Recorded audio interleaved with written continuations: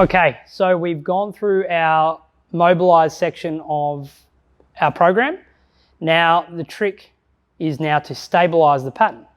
With our hip hinge, we talk in terms of maintaining a neutral spine through that position. So before we can safely and comfortably hinge into position, we want to work on trunk stability. Now, a really simple way to start to work on it in a lower transitional pattern is our plank and our side plank, because we can break it down and try different sides, different levels of difficulty to see how we maintain that nice neutral spine when we're in a transitional pattern and not in standing just yet. So let's hit the bottom of the plank. We're going to start with our standard plank, and we're going to aim for feet together, elbows under the shoulders, and this is step one. Like in our 10-step self-screen, we have our push-up plank, and then some progressions we can work from here is raising a leg and testing out if there's any leaks in that nice stable trunk from here. Now what we shouldn't see is any of this, any pushing through, any abnormal movements. It should be a straight line from shoulders to ankles, and we should be able to maintain that for a minimum of 2 minutes. Now we're going to move to the side plank now.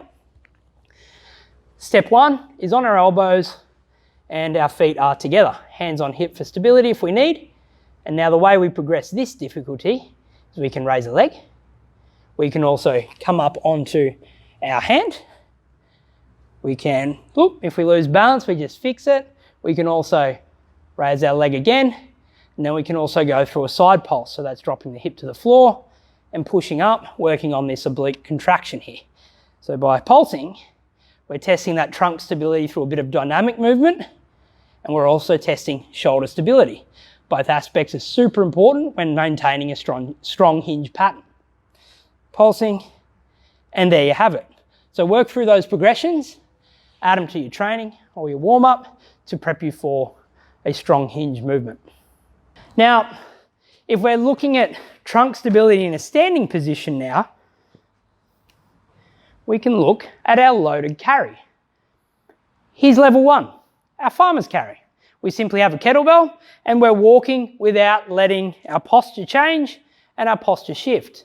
The other ways we can hold a kettlebell or a dumbbell to increase that difficulty, we can be in our rack position. So then we have the weight at a higher point, which is raising our center of gravity. And then we can also go into an overhead position. Now noticing here, my ear's in line with my bicep and I'm in a strong overhead position. If we can't maintain this in this position, we shouldn't be going overhead. Once we have our carry position we want, we're simply walking to and from a point wherever we need to. Carries are really good to add in your conditioning sets of your training. So like the whole philosophy of this course, you pick the bits out that challenge you and you add them into your warm-up or your workout to make sure you're maximizing the effect of your training. Hip bridging, super useful as we're developing our hinge pattern when we look at being able to use our glutes to drive into that hip extension. Now, starting from the floor, ticking the boxes, here's a couple of hip bridge variations you can do to find out where your weaknesses lie and then what you need to put into your program to help fix those. So the first thing we have, instead of just showing you the boring old double foot hip bridge, we're going to go straight to a single side and we're going to go for a straight leg bridge. Now laying down, if we then put me upright, this kind of looks like running. So if we have problems getting into hip extension from this position, we should definitely look at avoiding exercises that require full hip extension on a loaded leg.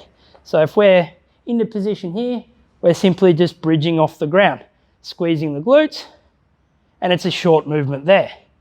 Our knee on this top leg or this flexion pattern we've got here shouldn't come down and shouldn't take an overly large amount of effort to keep in this locked position. We should be easily able to bridge 15 to 20 reps into that straight leg position. The next upgrade we can do is our leg lock bridge. Now, by using this simple ball here or a bit of feedback, we can lock a hip into place to make sure we can maintain hip flexion whilst going into hip extension on the opposite leg. So locking the ball in, not jamming it right in the crease, but placing it just under the rib cage, palms up, bridging up into position.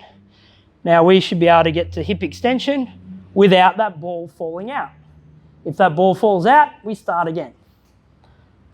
So 10 to 15, maybe 20 reps in there, working on keeping that leg locked, focusing on the hip flexion and lock part to get into hip extension on that spare leg. We switch the legs, we see which fatigues first, or if we can't maintain the pattern on either side.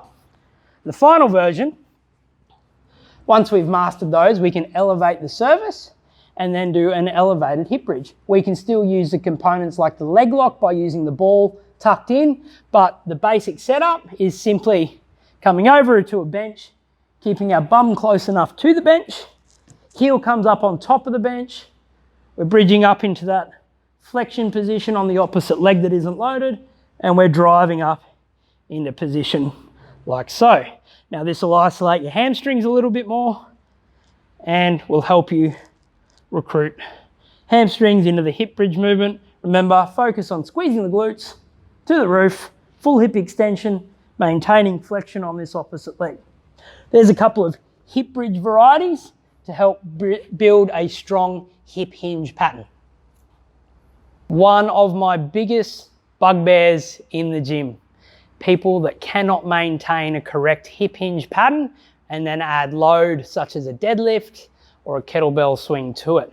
It's a recipe for disaster. So here's some hip hinge patterning drills you can do at home or at the gym that will help keep you in the right position, keep your spine in that nice neutral posture to help avoid injury and allow you to utilize that hip hinge pattern effectively. So our little friend the dowel here, we're going to maintain 3 points of contact, and that's on the bum, on the back, and on the head. So it should be in contact with your coccyx or your tailbone. And all we're simply doing is hinging down into position. Now, your feet should be shoulder width apart or in a comfortable position, and your glutes push back into the movement, chest fall, hips to the wall, as I like to say. You should feel a load through the hamstrings, and you can see the 3 points of contact are still maintained. Now, we're going through that as many times as we can to feel comfortable and confident to be able to do that without our dowel. Now, the test is being able to maintain that neutral spine whilst moving in and out of that hinge pattern, loading the hamstrings, driving the glutes through to hip extension at the top of the movement in a nice, easy manner. Now, let's break it down a little bit. If we can't maintain that hinge position, here's a couple of regressions that we can try that will help you feel that out and develop it as you go. Let's start in the tall kneeling position. Now, taking out our lower limbs of our legs, we simply can go back into that hinge position here. You can add things like a weight on your chest, which pulls your chest down, and you can maintain position there. You can also use our dowel again if you feel like you need to give you that feedback. So 3 points of contact, into position there, and we're loading into that position. Once we master that, let's take it back to standing. Calves in contact with the bench. Now don't let your calves come away from the bench. These don't let cues are super useful because it just teaches you what not to occur. So loading through, calves are maintaining position. This will stop an overly quad dominant hinge because you simply can't use those quads without the calves coming off the bench. So we're simply pushing our bum back and working through. Now with all of these versions, you should do as many reps as you need to make sure this pattern is executed correctly. Now I mentioned a cue before saying chest fall, hips to the wall. Let's go through a wall touch drill that will help you load onto your heels a little bit more effectively, that allows you to load that posterior chain to drive those glutes through in an explosive movement or even just a deadlift. So let's take it over. And we simply have our wall here. Now, we can start as close as we need to maintain that position. Now, using that same thought process or catchword of the calf drill against our bench, we should maintain a nice vertical shin and let our bum touch the wall. Now, as you can see, I can touch quite comfortably here. We take it forward to a point where we can't touch, or by going back too far, I fall back off my toes. That means we've gone a little bit too far. So we simply creep that back, find that sweet spot, and conduct our reps here. So we maintain that neutral spine, vertical shin, chest fall, hips to the wall. And as many reps as we need to feel comfortable through that movement. There's some super handy tips and regressions to your hip hinge pattern, guys. Use this before you load any of your hip hinge movements, or if you need work on maintaining that vertical shin to load those glutes and hammies to drive forward effectively.